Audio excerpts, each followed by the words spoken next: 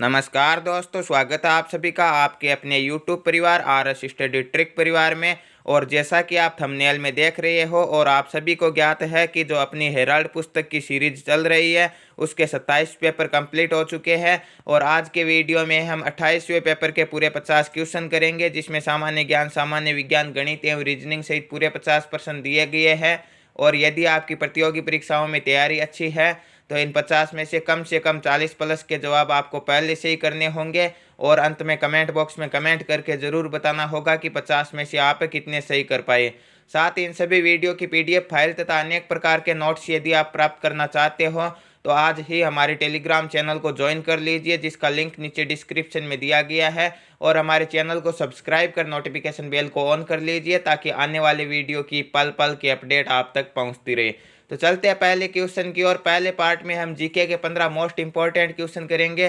तो जीके का पहला पार्ट आपकी स्क्रीन पर दिया गया है और ये आपका जीके का पहला क्वेश्चन है कि हिंदुस्तान का नक्शा तैयार करने के लिए रॉबर्ट क्लाइव ने किसे नियुक्त किया। तो रॉबर्ट क्लाइव, जिसने 1757 में कब 1757 में प्लासी के युद्ध के माध्यम से बंगाल पर अधिकार किया था। उस समय बंगाल का नवाब कौन था? बंगाल का नवाब था नवाब सिराजुद्दौला। और सिराजुद्दौला और रॉबर्ट क्लाइव के मध्य 1757 में प्लासी का युद्ध होता है और उसके बाद में रॉबर्ट क्लाइव का अधिकार हो जाता है बंगाल पर। तो यहाँ पे उसने हिंदुस्तान का नक्शा तैयार करने के लिए किसे नियुक्त किया था? तो यहाँ पे ऑप्शन नंबर ए राइट होगा, जेम्स रेनेल को नियुक्त किया था। नेक्स्ट क्वेश्चन है, ब्रिटिश ईस्ट इंडिया कंपनी को भारत में व्यापार करने की अनुमति मिली, कब मिली थी? 1700 ईस्वी, 1750 ईस्वी, 1600 ईस्वी या 1800 ईस्वी। तो व्यापार की अनुमति तो मुगल बादशाह अकबर के समय में ही मिल गई थी, कब? 1600 ईस्वी में। ऑप्शन नंबर सी राइट होगा। परंतु यदि बात करें भारत में कंपनी की स्थापना की तो वो 1608 में जहांगीर के समय में की गई थी। किसके समय में? अकबर के बेटे जहांगीर के समय में की गई थी। नेक्स्ट क्वेश्चन दिया गया है, 1498 में वास्को डी गामा द्वारा भारत का समुद्री मार्ग खोजा गया। ये क्वेश्चन आपको बार बार बताया गया कि ये किस देश का नागरिक था। वास्को डी गामा एक पुर्तगाल का नागरिक था जो भारत में 3 बार आया था। पहली बार 1498 में समुद्री मार्ग के माध्यम से आया था, उसके बाद में वह 1501 में आता है और उसके बाद में वह 1524 में आता है। और 1524 में मलेरिया होने के कारण वास्को डी गामा की भारत में ही मृत्यु हो जाती है। और वो किस देश का नागरिक था? पुर्तगाल का नागरिक था। और यह भी बताया था कि सर्वप्रथम केरल के कालीकट बंदरगाह पर वह आया था और वहां पर बीजापुर का राजा जमोरिन उसके स्वागत हेतु जाता है। Next question, east India company की पहली इंग्लिश फैक्ट्री 1651 में किस नदी के किनारे स्थापित की गई? तो पहली फैक्ट्री कलकत्ता में स्थापित की गई। कहाँ पर? बंगाल के कोलकाता में। और कोलकाता किस नदी के किनारे है? आप सभी को पता है, कमेंट बॉक्स में कमेंट करके ज़रूर बताएं। यह होगा आपकी हुगली नदी के किनारे। ऑप्शन नंबर बी राइट होगा यहाँ पे। नेक्स्ट क्वेश्चन है, प्लासी का युद्ध कब लड़ा गया? 1756, 1757, 1761 या 1764। तो 1764 में तो किसका युद्ध लड़ा जाता है? 1764 में आपका बक्सर का युद्ध लड़ा जाता है। किसका युद्ध? बक्सर का युद्ध। तो प्लासी का युद्ध अभी अभी पहले क्वेश्चन में हमने बात की थी, रॉबर्ट क्लाइव और नवाब सिराजुद्दौला के मध्य। उसके बाद में मीर कासिम को बंगाल का नवाब बनाया गया था। कब लड़ा गया था? 1757 में। और 1756 में कौन सी घटना होती है? तो ध्यान रखना, 1756 में ब्लैक होल की घटना होती है। 1764 का युद्ध प्रसिद्ध है, अभी अभी बात की है। 1764 में कौन सा युद्ध हुआ था? अवध और अंग्रेजों के मध्य हुआ था बक्सर का युद्ध। ऑप्शन नंबर बी राइट होगा, जिसमें अवध का नवाब, बंगाल का नवाब और भारत का मुगल बादशाह शाह आलम सेकंड भी साथ था। प्लासी का युद्ध तो 1757 में हुआ था। और खानवा का युद्ध आप सभी को पता है कब हुआ था? 1527 में। कब हुआ था? 1527 में हुआ था। मार्च 1527 में खानवा का युद्ध हुआ था। और उससे पहले फरवरी 1527 में बयाना का युद्ध हुआ था। दोनों युद्ध ही किन के मध्य हुए थे? तो महाराणा सांगा और बाबर के मध्य हुए थे। पानीपत का तृतीय युद्ध 1761 में कब हुआ था? 1761 में अहमद शाह अब्दाली और सदाशिव राव बाहू के मध्य हुआ था।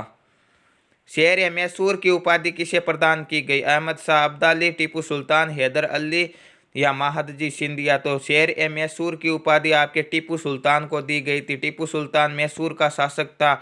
और मैसूर कहाँ पर पड़ता है? हैदराबाद में पड़ता है। और ये टीपू सुल्तान आपके हैदर अली का पुत्र भी था।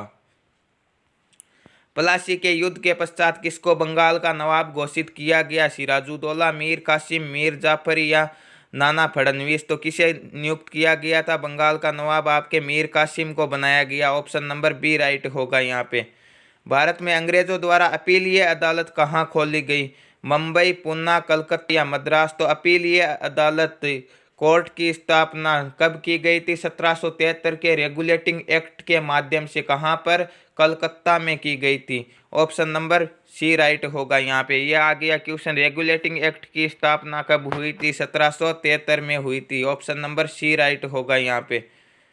वास्को डी गामा का स्वागत करने के लिए भारतीय शासक था, कौन आया था? अभी अभी बताया था आपको, दौलत राव सिंधिया आया था, या चांदा साहेब आया था, या जमोरिन आया था, या मुजफ्फर जंग आया था?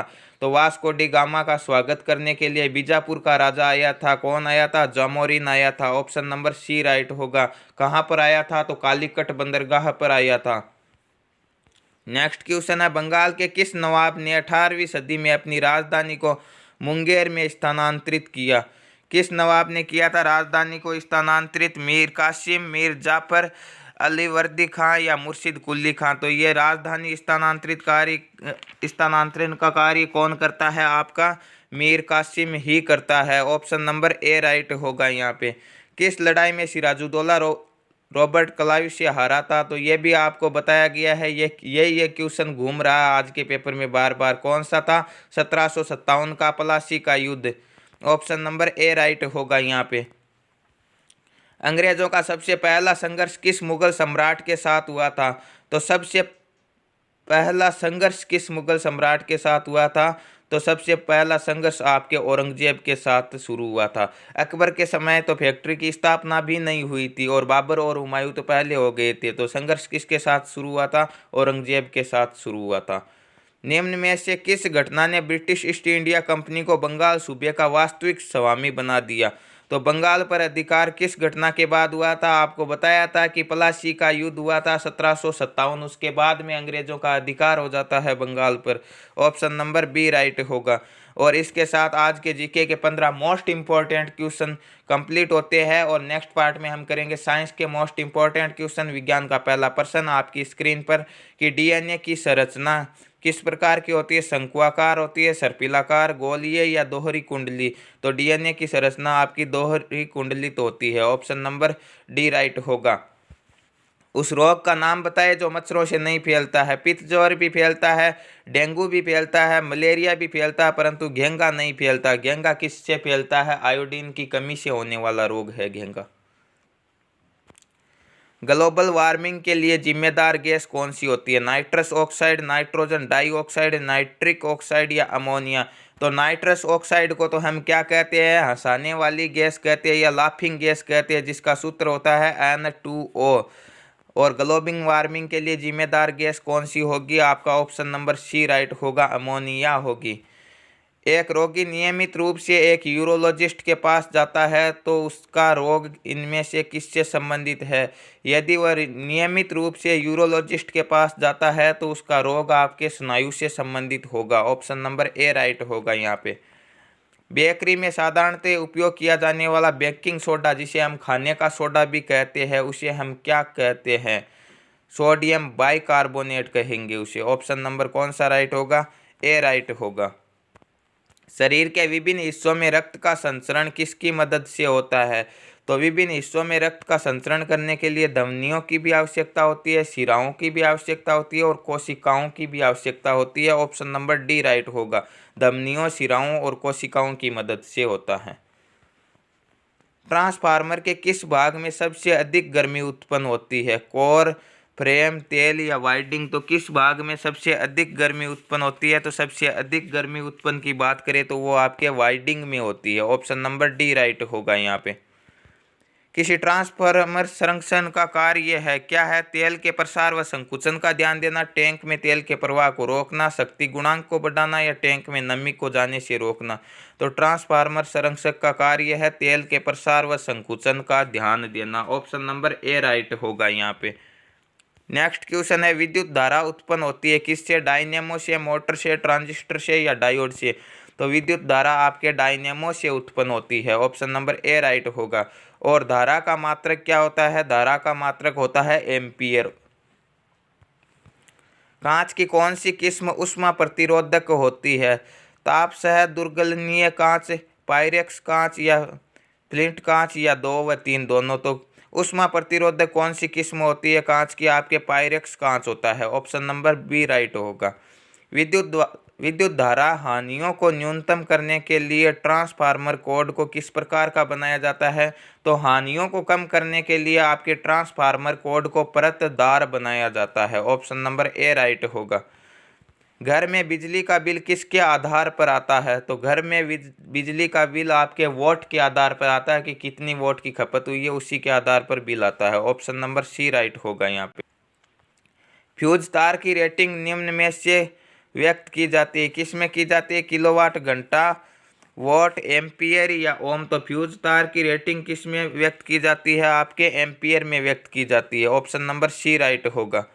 निम्न में से कौन सी युक्ति सक्रिय है?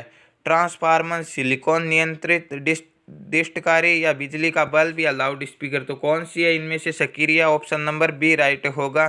सिलिकॉन नियंत्रित डिस्टकारी सक्रिय युक्ति है।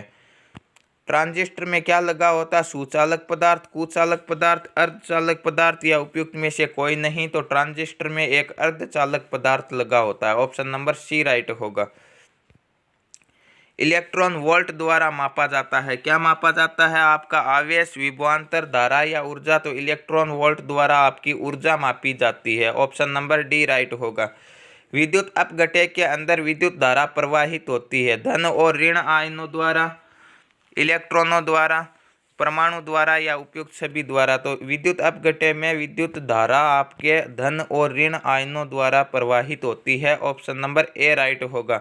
निम्न में से सर्वाधिक सघन माध्यम कौन सा होता है? कांच, पानी, केरोसिन या वायु? तो सबसे ज्यादा सघन कौन होता है? आपका कांच होता है। यदि लाल फूल को हरे शीशे में देखें तो ये कैसा दिखाई देगा? यदि लाल फूल को हम हरे शीशे में देखेंगे तो इसका रंग भूरा दिखाई देगा। ऑप्शन नंबर बी राइट होगा। तो ये थे साइंस के most important question. Next part में हम करेंगे गणित के अति महत्वपूर्ण प्रश्न। गणित का पहला प्रश्न आपकी स्क्रीन पर दिया गया है कि एक नाविक स्थिर पानी में 8 किलोमीटर प्रति घंटे की रफ्तार से अपनी नाव को बढ़ा सकता है। यदि नदी 2 किलोमीटर प्रति घंटे की रफ्तार से प्रवाहित होती है तो धारा की प्रतिकूल दिशा में, तो 2 किलोमीटर नदी की चाल हो गई, 8 किलोमीटर शांत जल में हो गई, तो धारा की विपरीत दिशा में जाएंगे तो उसकी चाल कितनी हो जाएगी? 8 में से 2 घटा देंगे तो 6 किलोमीटर प्रति घंटे उसकी चाल हो जाएगी। धारा की प्रतिकूल दिशा में 1200 मीटर नाव को खेमे पर नाविक को कितना समय लगेगा? तो 1200 मीटर जाना है उसे, ठीक है।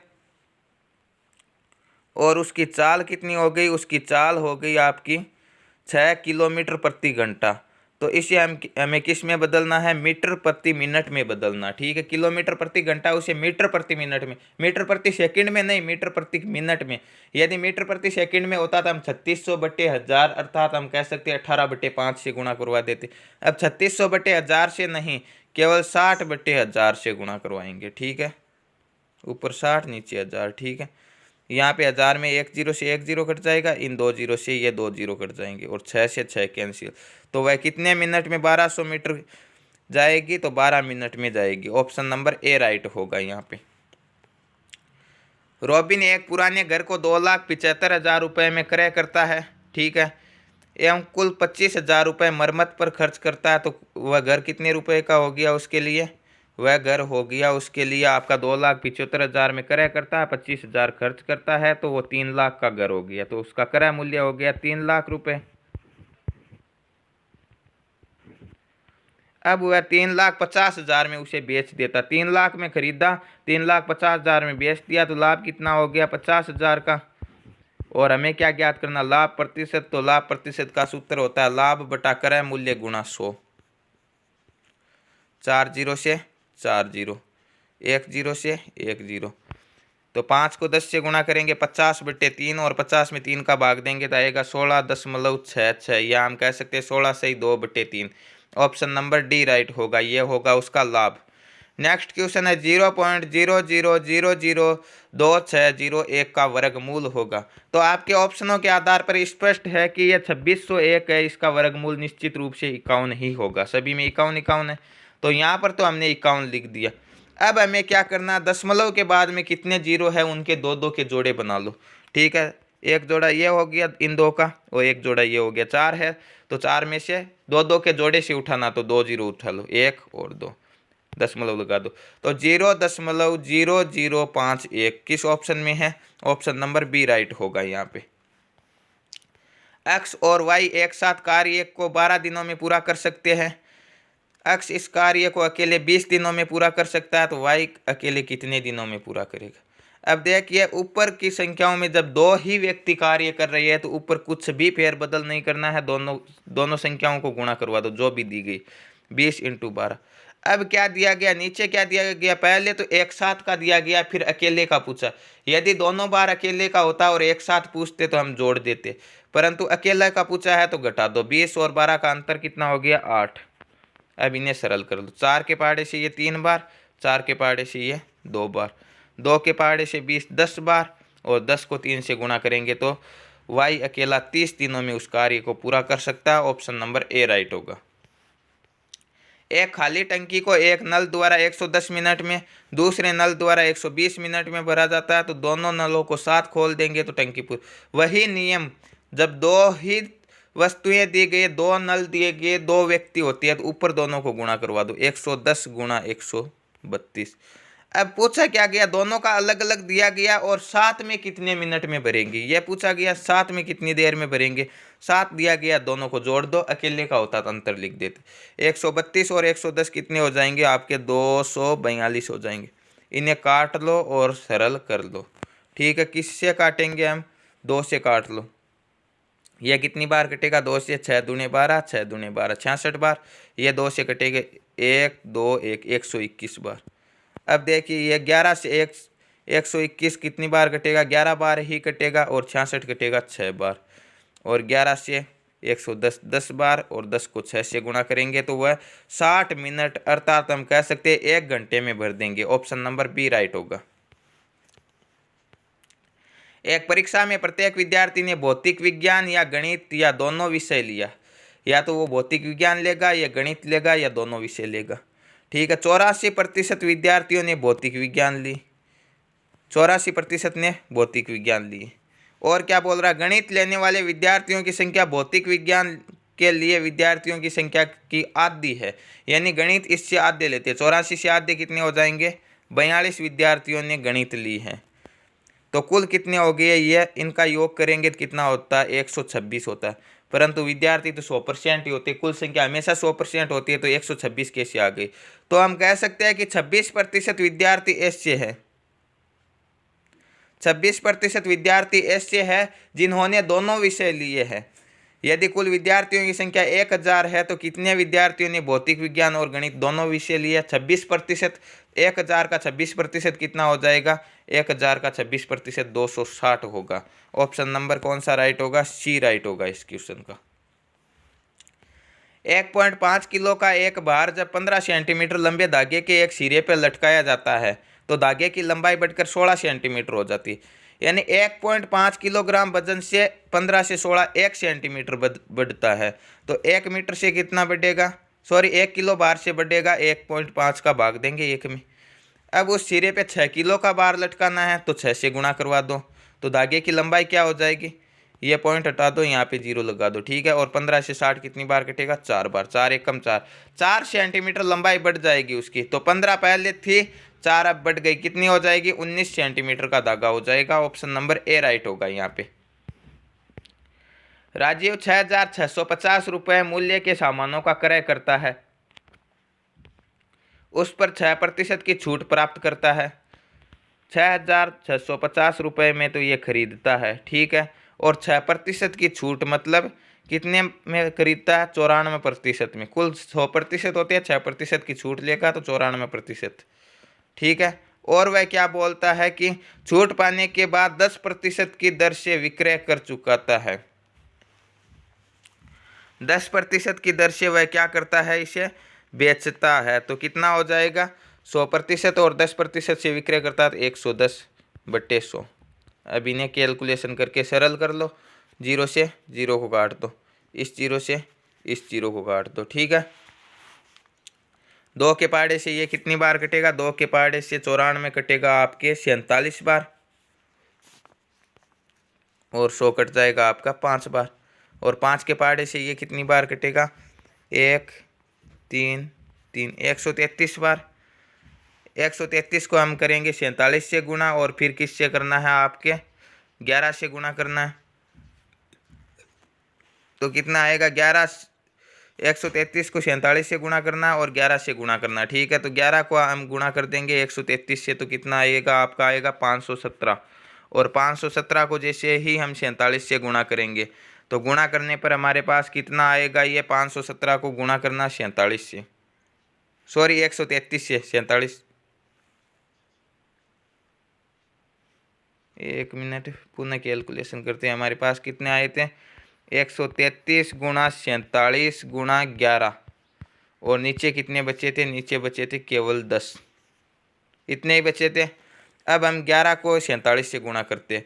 11 को 47 से गुणा करेंगे तो हमारे पास आएगा 517, और 517 को हम 133 से गुणा करेंगे। ठीक है, 517 को 133 से गुणा करेंगे। पहले 3 को 7 से कर लेते हैं, 7 3 21, फिर 3 एकम 3 और 2 5, 5 3 15, इंटू का निशान, फिर वही संख्या आ जाएगी। पुनः 3 से करना है तो 1 5 5 और 1।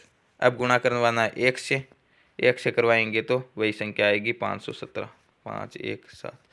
अब इन्हें जोड़ लो, और जोड़ने पर कितना आएगा? पहले 1 आएगा, 5 और 1 6 आएगा, फिर कितना आएगा? 5 5, फिर कितना आ जाएगा? 5 6 7 और 1 8 आ जाएगा, 5 और 1 6 आ जाएगा। और कितनी संख्याओं से पहले दशमलव? 1 से पहले दशमलव है, तो 68 76 दशमलव कितने आएंगे? 1 आएंगे। ऑप्शन नंबर कौन सा राइट होगा? ए राइट होगा। एक चुनाव में 3 उम्मीदवारों ने हिस्सा लेते हुए क्रमशः 1136, 7636 और 11628 मतों को प्राप्त किया। विजय उम्मीदवार कुल मतों का कितना प्रतिशत मत पाया था? विजय उम्मीदवार कौन सा? सीधी सी बात है, जिसके सबसे अधिक है। कितने हैं? 11628 वोट है। कुल योग कितना हो गया इनका? 1136 1700 हो जाएंगे, ये हो जाएंगे 20,400। अब हम क्या करेंगे? इन्हें गुणा करवा देंगे किससे? 100 से, क्योंकि प्रतिशत निकालना हमें। तो 2 जीरो से 2 जीरो काट दो। 11628 में भाग देना है, किसका भाग देना है? आपका 204 का भाग देना है। तो इन्हें काट कर सरल भी कर सकते हैं। 4 से काट लो, ये कितनी बार कटेंगे? 4 दूनी 8, 3 से एसपल बचेंगे 6, 9 चौके 36, भाग टूट जाएगा 0, और 7 चौके 28, 29 0 7 बट्टे कितनी बार जाएगा? 51 बार। अब इन्हें काट दो, 17 के पहाड़े से कट जाएगा ये। 17 एक कम 17 कितने बच रहे हैं आपके? शेषफल 12, तो हो जाएंगे आपके 70 सत्ते 119, और फिर 17 एकम 17 171 बट्टे 17 3 51। 171 में 3 का भाग देंगे तो आएगा 57% मत प्राप्त हुई है। ऑप्शन नंबर ए राइट होगा यहाँ पे। 720 रुपये में 17 गेंदों को बेचने पर 5 गेंदों के क्रय मूल्य के बराबर हानि होती है। एक गेंद का क्रय मूल्य क्या होगा? मान लो कि एक गेंद का क्रय मूल्य 1 रुपये है, 5 गेंदों का कितना हो जाएगा? 5 रुपये। 17 गेंदों का क्रय मूल्य कितना हो जाएगा? 17 रुपये। अब 17 गेंदों का क्रय मूल्य तो 17 रुपये होता है, परंतु इसका विक्रय मूल्य कितना होता है? यह बोलता है कि 5 गेंदों के क्रय मूल्य के बराबर हानि होगी, यानी 5 गेंदों का क्रय मूल्य 5 रुपये, तो विक्रय मूल्य में 5 रुपये की हानि होगी। तो 17 रुपये क्रय मूल्य हो गया, तो विक्रय मूल्य हो गया 5 रुपये की हानि होकर 12 रुपये। ठीक है, और प्रश्न में दिया गया है कि विक्रय मूल्य है 720 रुपये, तो ये 12 है 720 के बराबर, तो 1 किसके बराबर होगा? 12 छक्के 72, 60 रुपये के बराबर हो गया। तो क्रय मूल्य कितना माना था? 1 माना था, और 1 आपका 60 रुपये के बराबर है, तो गेंद का क्रय मूल्य होगा 60 रुपये। ऑप्शन नंबर डी राइट होगा। एक बेलन के आधार की परिधि 3.2 मीटर है, इसकी ऊंचाई 20 मीटर हो तो आयतन ज्ञात करो। तो आधार कैसा होता है? वर्ताकार, और वर्त की परिधि का सूत्र होता है 2πr बराबर दिया गया 3.2। ठीक है, तो हम क्या करेंगे, 2 × 22/7 इंटू आर बराबर 3.2। अब 22×2 = 44, जो आर के गुणा में है वह भाग में चला जाएगा, इधर भाग में आ जाएगा, 44 ऊपर है 7 नीचे है तो ऊपर चला जाएगा। ठीक है, इन्हें करते हैं सरल। 4 के पहाड़े से ये कितनी बार कटेंगे, 8 चौके 32, 0.8 बार। 4 के पहाड़े से ये 11 बार। 8 सत्ते 56 कितनी बार कटेंगे, 5.6 बार गुणा करेंगे और बट्टे भाग देना आपको 11 का, और 11 का भाग देंगे कितनी बार जाएगा, 11 पंजे 55, लगभग 0.5 बार भाग जाएगा, ज़्यादा नहीं होगा, ये संख्या लगभग में ही आएगी, अन्यथा आपका उत्तर भी नहीं आएगा। ठीक है, तो लगभग 0.5 आएगी उसकी त्रिज्या। अब हमें क्या करना, आयतन ज्ञात करना है बेलन का। बेलन के आयतन का सूत्र होता है πr²h। पाई का मान होता है 22/7, आर का मान लिया हमने 0.5, गुणा करना है 0.5 गुणा h दिया गया, ऊंचाई दी गई है 20, तो हम सीधा सीधा गुणा कर लेते, एक बार हम दशमलव को भूल जाओ। ठीक है, कितना आएगा, 22 पंजे 110, 110 पंजे कितने आएंगे, 110 पंजे आएंगे आपके 550, और 550 का दुगुना हो जाएगा आपका 1100, एक जीरो और उतार दो 20 वाला। अब कितनी संख्या से पहले दशमलव, एक तो इस 5 से पहले दशमलव, एक इससे पहले दशमलव, तो दो संख्याओं को, दो जीरो को हटा दो, तो कितना उतर आया 110/7, और 110 में 7 का भाग देंगे कितने बार जाएगा, 15 सत्ते 105, 5 शेषफल बचेंगे तो 15 दशमलव आएगा आपका 7। ऑप्शन नंबर ए राइट होगा यहाँ पे। 350 रुपए की दर से 100 संतरे खरीदे जाते हैं। ठीक है, 350 रुपए में 100 संतरे खरीदे जाते हैं, ये मान लो। 48 रुपए प्रति दर्जन से बेचे जाते हैं। एक दर्जन में कितने होते हैं, 12 संतरे, और दर्जन का 48 रुपए है, तो एक संतरे का मूल्य कितना हो जाएगा, 48 में 12 का भाग देंगे, 4 रुपए की दर से बेचे जाते हैं। 100 संतरे बेचे जाते हैं, तो कितने संतरे हो गए, कुल रुपए हो गए 400, तो 400 में बेचे जाते हैं कुल संतरे, और खरीदे कितने रुपए में, 350 में। लाभ कितना हुआ, 50 रुपए का। क्रय मूल्य कितना है, 350, गुणा किससे करवाना, 100 का, और होता क्या है, लाभ होता है। 0 से 0 काट देंगे, 5 एकम 5, 7 पंजे 35, और भाग देना है किस में, 100 में 7 का। कितनी बार भाग जाएगा, 14 सत्ते 98, 2 शेषफल बचेगा, 7 नीचे आएगा, 14 सही 2/7%। ऑप्शन नंबर ए राइट होगा। नेक्स्ट क्वेश्चन, एक दुकानदार एक ट्रांजिस्टर को 840 में बेचते हुए 20% का लाभ कमाता है एवं 960 रुपये में दूसरे ट्रांजिस्टर को बेचने पर 4% की हानि होती है। कुल लाभ या हानि प्रतिशत। पहले कुल क्रय मूल्य हमें पता होना चाहिए कि कुल क्रय मूल्य कितना है, कुल विक्रय मूल्य कितना है। तो कुल विक्रय मूल्य तो हमें पता है कि दोनों को जोड़ देंगे कितना होता है, 960 और 840 कितने हो जाएंगे, 9 और 8 17, और एक 1800 रुपये। विक्रय मूल्य तो हमें पता है कि 1800 रुपये। अब क्रय मूल्य निकाल लो। पहले को 840 में बेचेगा, जो कि कितने प्रतिशत होता है, क्रय मूल्य 100% होता है, और 20% का लाभ प्राप्त करता है, तो ये 120% हो गया, और क्रय मूल्य होता है 100%। ठीक है, 0 से 0 को काट देंगे, 12 सत्ते 84, तो पहला ट्रांजिस्टर आपका 700 रुपये में खरीदा गया था, दूसरा ट्रांजिस्टर 960 में बेचा। 4% की हानि, मतलब 100 में से 4 घटा दो, 96%।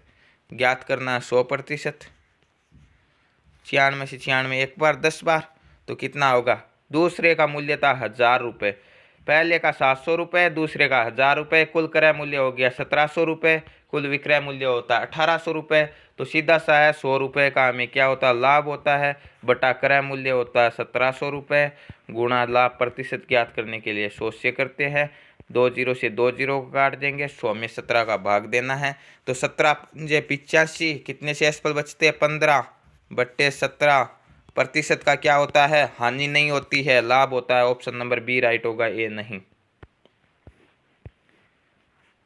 नेक्स्ट क्वेश्चन, प्रथम 7 विषम संख्याओं का योग। तो प्रथम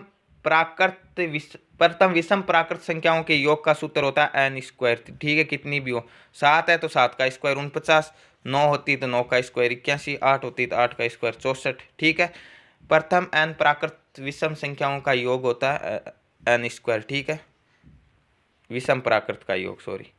1 से 30 तक सभी प्राकृतिक संख्याओं का योग क्या होता है, प्रथम n प्राकृत संख्याओं के योग का सूत्र होता है n इंटू एन प्लस 1/2। ठीक है, तो 1 से 30 तक है तो n कौन सा हो गया 30, तो 30 इंटू 30 और 1 कितने हो जाएंगे 31/2, और 30 में 2 का भाग कितनी बार जाएगा 15 बार, 15 को 31 से गुणा करेंगे, 15 के 5 और 15 3 45 और 1 कितने हो जाएंगे 46, 465। ऑप्शन नंबर कौन सा राइट होगा, ए राइट होगा। तो ये थे आज के 28वें पेपर के पूरे 50 क्वेश्चन। ये आपके आंसर शीट मिला सकते हो, चेक कर सकते हो। और नेक्स्ट पार्ट में हम बात करेंगे इसके आगे वाले 29वें पेपर की, उसके बाद में 30वें पेपर की। इस प्रकार ये सीरीज पूरे 50 पेपर सेट तक चलती रहेगी। तो रोजाना समय पर वीडियो पाना चाहते हो तो चैनल को सब्सक्राइब कर लीजिए, नोटिफिकेशन बेल को ऑन कर लीजिए, ताकि आने वाले वीडियो की पल पल की अपडेट आप तक पहुंचती रहे। मिलते हैं नेक्स्ट वीडियो में, तब तक के लिए थैंक यू, धन्यवाद।